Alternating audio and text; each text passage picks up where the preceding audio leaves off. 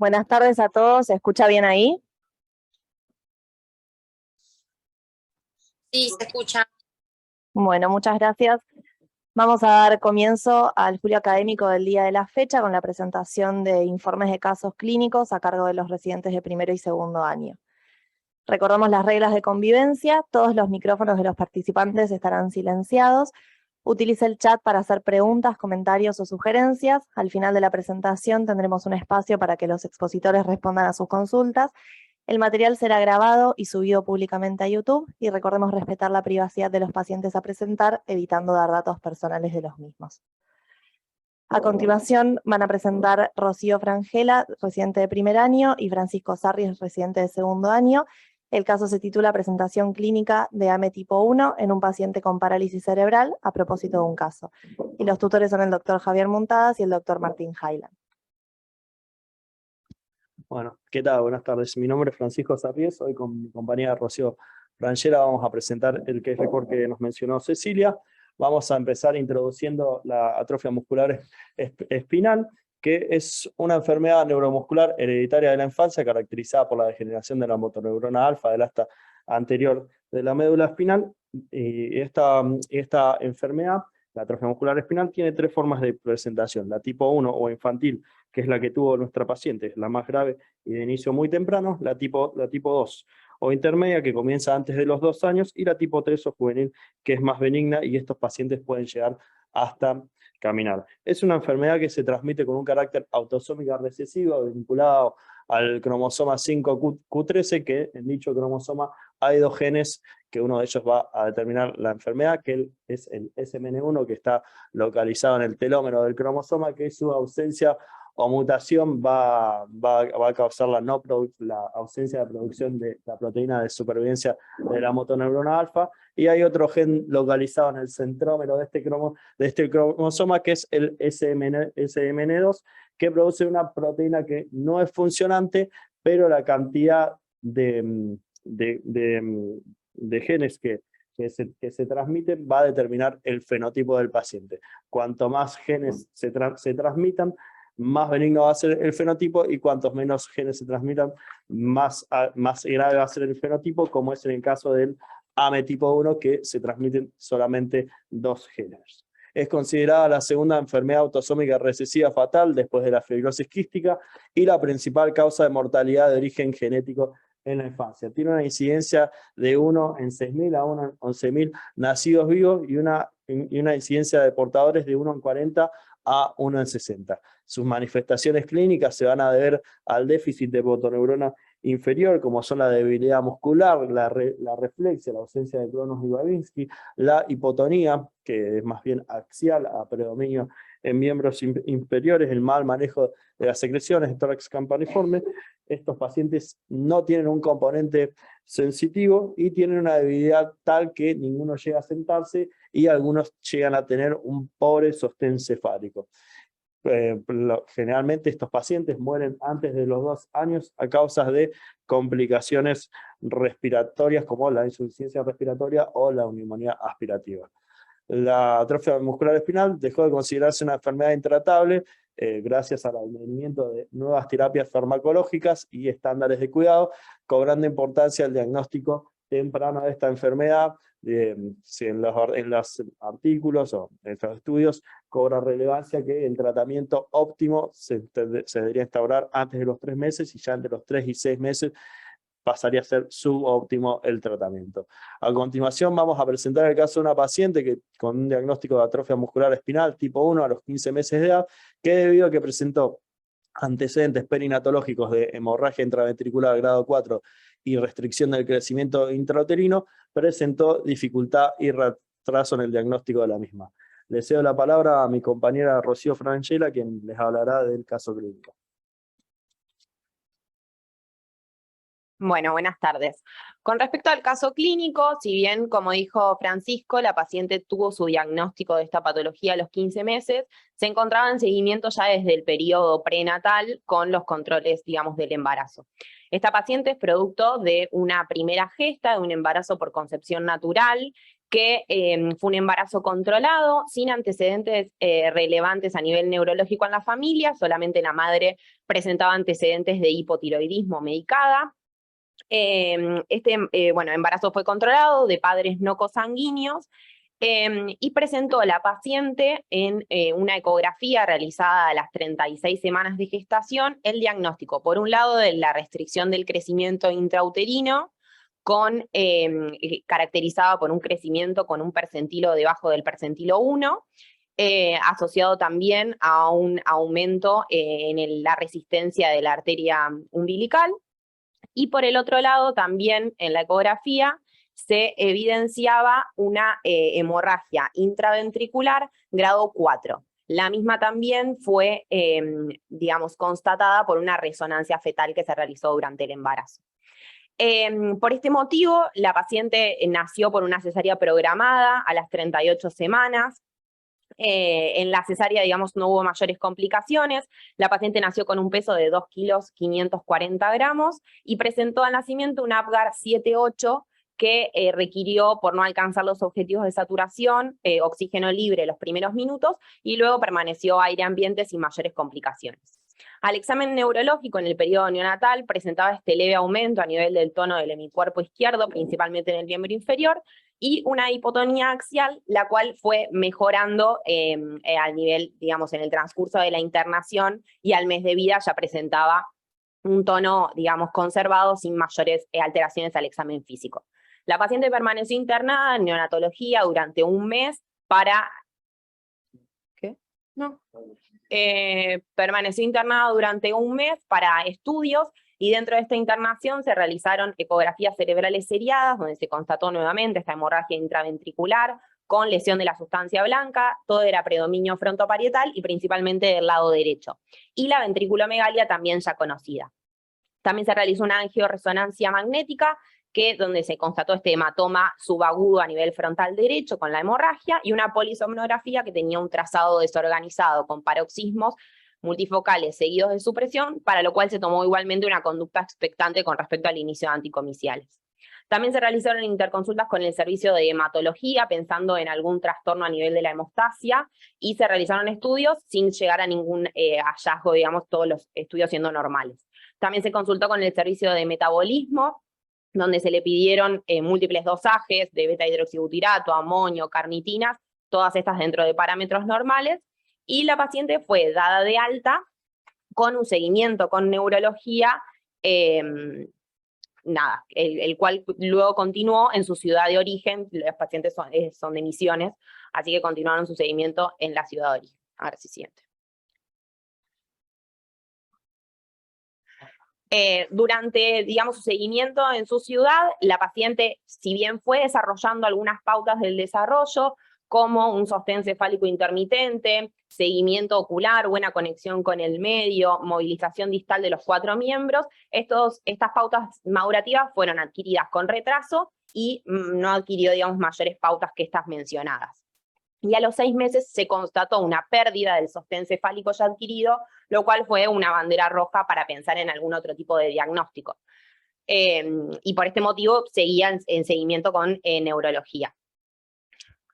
A los 15 meses de edad concurre a un control presencial con el servicio de neurología del hospital, y durante su estancia acá en la ciudad de Buenos Aires presenta un episodio de dificultad respiratoria, por lo cual consulta en la central de emergencias, y se decide su internación, donde la paciente presentó en un inicio un requerimiento de asistencia respiratoria mecánica durante 15 días. Durante esta internación rescató a nivel respiratorio un rinovirus, y luego de esto, que se logró, la extubación, se le realizó una poligrafía con capnografía, en la cual se evidenciaba que la paciente tenía apneas mixtas e hipopneas, por lo que continuó luego con ventilación no invasiva, principalmente nocturna, con cough assist. Durante el examen físico en su internación se constató, esta pérdida de sostén cefálico. También se constató que tenía una hipotonía y una debilidad de los 4 miembros, principalmente a nivel de la cintura escapular y pelviana.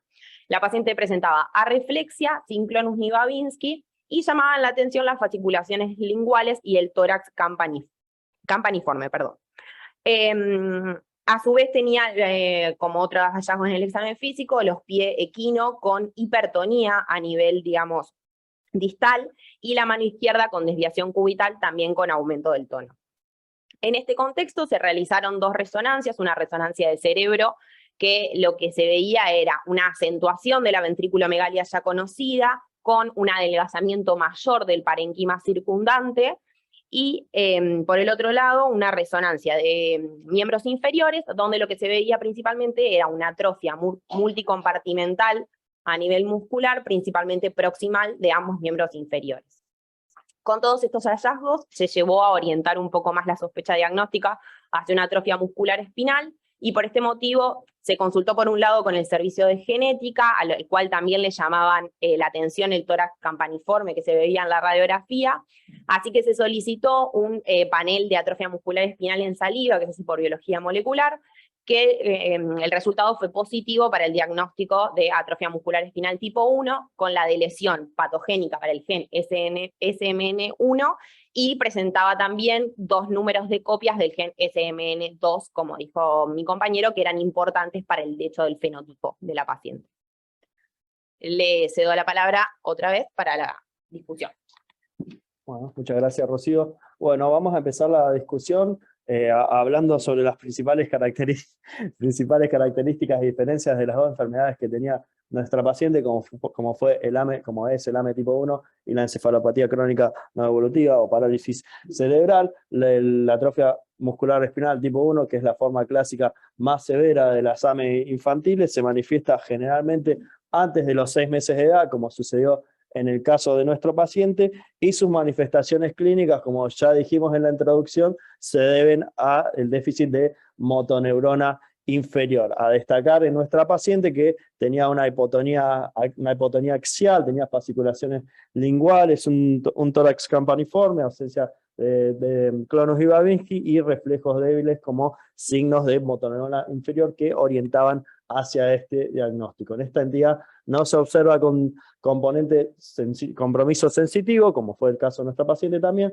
Su principal causa de muerte son las causas respiratorias, como por ejemplo la que motivó la internación en nuestro hospital, y el diagnóstico, obviamente su sospecha se fundamenta en el déficit de motoneurona inferior en una paciente menor a 6 meses, y se confirma con una prueba genética de la mutación del gen SMN1, que va a ser el determinante de la enfermedad, y si es posible con la prueba del número de copias del SMN2, que nos determinaría qué tipo de atrofia muscular espinal tiene, como fue el caso de nuestra paciente, que pudimos disponer de ambos test. En caso de que no esté disponible este test, o que el resultado entre dentro del 5% de los falsos negativos, se puede realizar una biopsia muscular y un electromiograma. Por otro lado, la encefalopatía crónica no evolutiva, que es la causa más común de discapacidad motora en la infancia, corresponde a un grupo de trastornos del desarrollo de la postura, tono y movimiento, que se da a causa de una lesión no progresiva en el sistema nervioso central que está en desarrollo, tanto en la vida fetal como en los primeros meses de vida, como fue el caso de nuestra paciente, que tuvo una hemorragia intraventricular grado 4 intraútero. Tiene muchas formas de presentación caracterizadas por la anomalía en la actividad motora, el tono, en la postura, y tiene varios subtipos que van a variar un tanto en la clínica. Por ejemplo, el subtipo espástico, que se manifiesta principalmente con espasticidad, hiperreflexia, hipertonía, Clonus, Babinski. El discinético, que se caracteriza por movimientos discinéticos, y el subtipo atáxico, que se caracteriza por movimientos atáxicos. A diferencia de la atrofia muscular espinal, que es una entidad puramente motora, esta entidad a menudo se acompaña de problemas tanto en la sensibilidad, cognición, comunicación, comportamiento a nivel intelectual.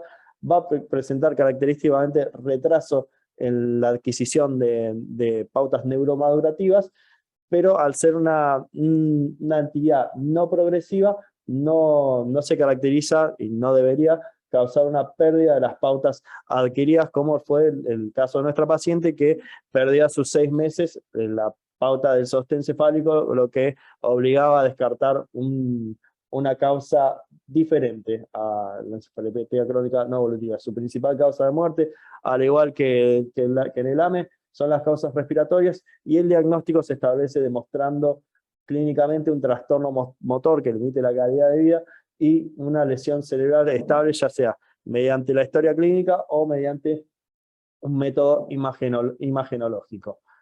Bueno, las diferencias entre ambas entidades se deben fisiopatológicamente al tipo de motoneurona afectada, viéndose afectada la motoneurona inferior en la atrofia muscular espinal, por lo que causa disminución en el tono, en reflejos musculares o osteotendinosos disminuidos o abolidos, y ausencia de clonus y Babinski y atrofia muscular intensa. En cambio, en la parálisis cerebral, encefalopatía crónica no evolutiva, el tono, al ser una entidad causada por una afección del motoneurona superior, cursan con hipertonía axial, pueden tener hipotonía periférica, pero axialmente tienen una hipertonía, un aumento o exageración en los reflejos osteotendinosos, presencia de clonus y Babinski, y la atrofia puede estar presente, pero es más bien discreta por desuso. Sin adentrarnos muchos en el tratamiento, han cambiado en la última década los enfoques terapéuticos que apuntan al tratamiento de las principales necesidades, ya sean lo ortopédico, lo nutricional, en el manejo respiratorio, en un soporte ventilatorio agresivo. Antes de estos pacientes, el soporte ventilatorio se limitaba a limpieza de secreciones y ventilación en frente a intercurrencias, y ahora se propone realizar estas acciones antes de las intercurrencias respiratorias, y también lo más novedoso, los fármacos moduladores del curso de la enfermedad. Todo esto tiene sentido si se instaura el tratamiento tempranamente, por eso cobra relevancia en este caso, que hubiera sido importante la sospecha precoz para intentar un tratamiento temprano con mejores resultados terapéuticos.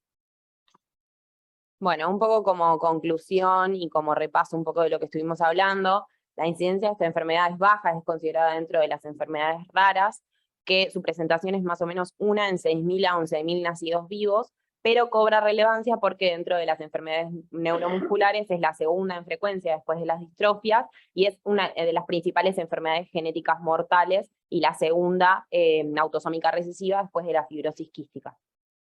Nos pareció importante el caso para resaltar la importancia de plantearse diagnósticos diferenciales y así poder realizar una derivación oportuna cuando las manifestaciones clínicas no pueden ser totalmente justificadas, digamos, por la patología de base que ya presenta esta paciente.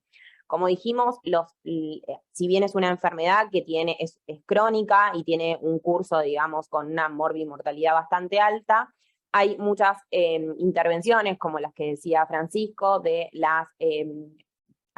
digamos, las intervenciones respiratorias, como esta paciente que al día de hoy persiste con la ventilación no invasiva nocturna y el cough assist, las intercurrencias respiratorias, el tratamiento farmacológico, el acompañamiento ortopédico. Todo esto es mucho más efectivo y se ve mejor respuesta tanto motor como en la morbimortalidad y en la reducción de las tasas de infecciones cuando es instaurado lo más tempranamente posible. Nos pareció que como pediatras, digamos, y como primera línea a nivel del examen físico diario de los pacientes, es importante cuando hay pequeñas cosas que capaz que pueden escapar a la patología de base presentada, y aunque sea tener alguna sospecha y poder hacer una derivación, y de esta manera no contribuir, digamos, al retraso del diagnóstico. Le queríamos agradecer a los tutores que nos ayudaron, al doctor Javier Muntadas, al doctor Martín Highland y al doctor Julio Busanich. Esta es la bibliografía que usamos para escribirlo y estamos abiertos a preguntas, comentarios que nos quieran hacer. Muchas gracias.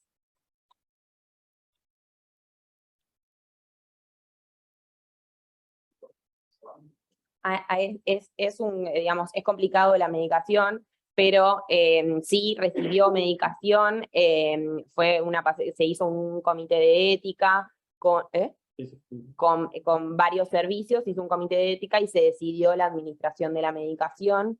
No me acuerdo cuál era. Sí, esta paciente era candidata a colocación de válvula de derivación ventrículo-peritoneal, así que no se podía usar el nusinersen, que es de aplicación intratecal, así que por uso compasivo comenzó a utilizar ricidiplam. No sé, a ver si hay comentarios. No, muchas gracias.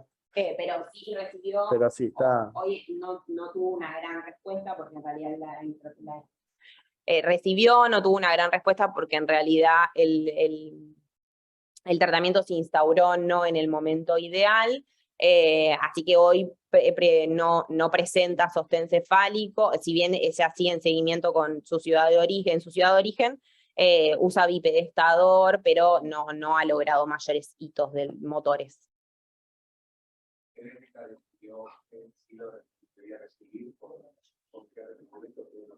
No. Capaz que los neurólogos, eso nos puedan... El doctor Warren está preguntando por qué motivo el comité de ética decidió que podía recibir o que debía recibir la medicación. La verdad, nosotros desconocemos. Está presente el doctor Javier Muntadas, el servicio de neurología, si nos puede aclarar qué se discutió, o la doctora Magalí Esquitín, que pueda aportar algo que nosotros no sepamos.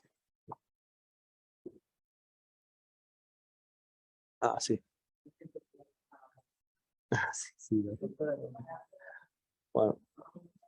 Bueno, mientras esperamos, mientras aguardamos a ver si nos dan alguna respuesta, el doctor Alonso pregunta si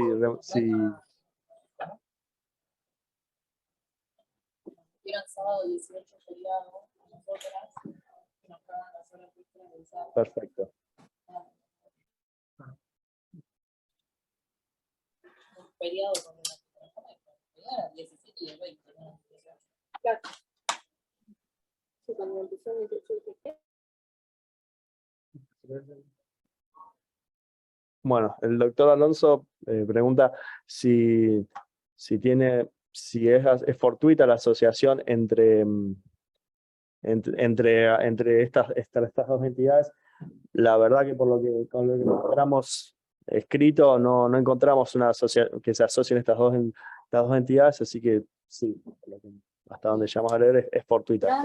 ¿No pudiste firmar el...? Yo quería sumar algo. Bueno, felicitaciones soy Romina Armando de Genética, estoy en otro trabajo, por eso estoy sin cámara. Quería sumar algo a la respuesta de Peto. Sí, es muy poco frecuente la asociación de dos cosas, aunque cada vez más vemos a través del exoma, no específicamente con AME, sino la asociación de dos entidades génicas a veces al mismo tiempo. Eso está cada vez siendo cada vez más frecuente. Y por otro lado, sumar que el diagnóstico tardío también podría haber hecho hacer la aparición de un segundo caso en la familia, dado que ustedes explicaron muy bien que la herencia es autosómica recesiva, esta pareja que fue asesorada ya con el diagnóstico, pero ¿qué hubiese pasado si hubiese aparecido un segundo caso? Entendiendo el impacto sociosanitario, emocional que trae un niño o niña con atrofia muscular espinal en una familia. Así que eso me parece que yo en el artículo no lo leí, pero me parece que también las ventajas de un diagnóstico temprano, más allá del tratamiento integral y medicamentoso, que sabemos que las ventajas son muchísimo más grandes cuando se diagnostica muy temprano, es el asesoramiento genético y que esa familia pueda decidir su futuro reproductivo de la manera que lo acompañemos, ya sea por vía natural o método asistido, selección de embriones o muchas veces acceso a un diagnóstico prenatal.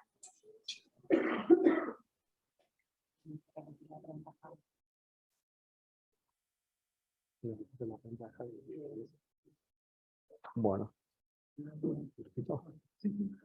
repetimos la pregunta que realizó el doctor Warren, que no pudo ser escuchada por el doctor Javier Muntadas. Preguntó acerca de cómo se llegó a la decisión a través del comité de ética de comenzar el tratamiento de la paciente. Ahora, ahí sí escucho, tuve problemas con mi computadora.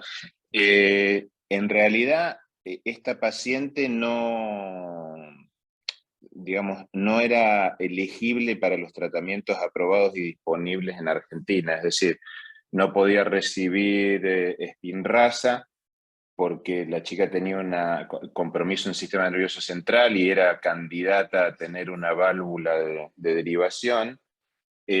Así que ahí Spinraza no podía recibir y no nos parecía tampoco elegible para tratamiento con terapia génica.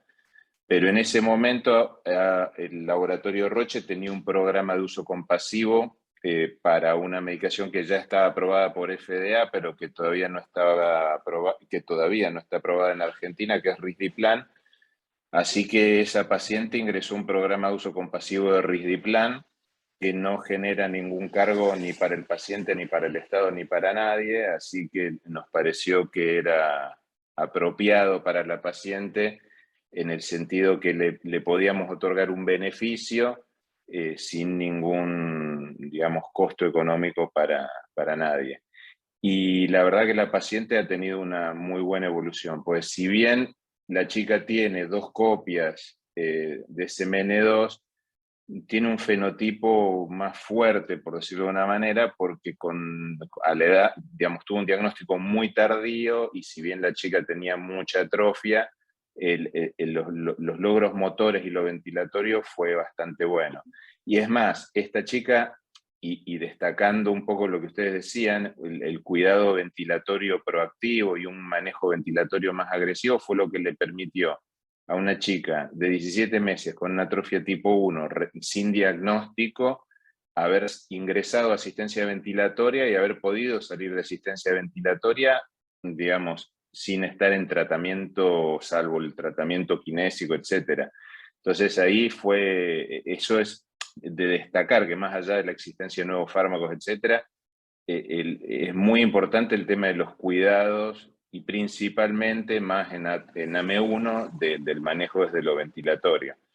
Pero desde el Comité de Ética no se había tomado la decisión, se tomó la decisión de no medicar con las que estaban disponibles en Argentina, pero al aparecer este programa uso compasivo, se optó por este uso compasivo.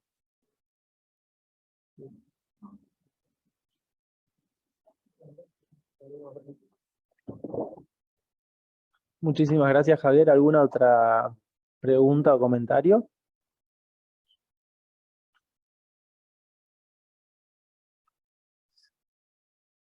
Bueno, muchas gracias.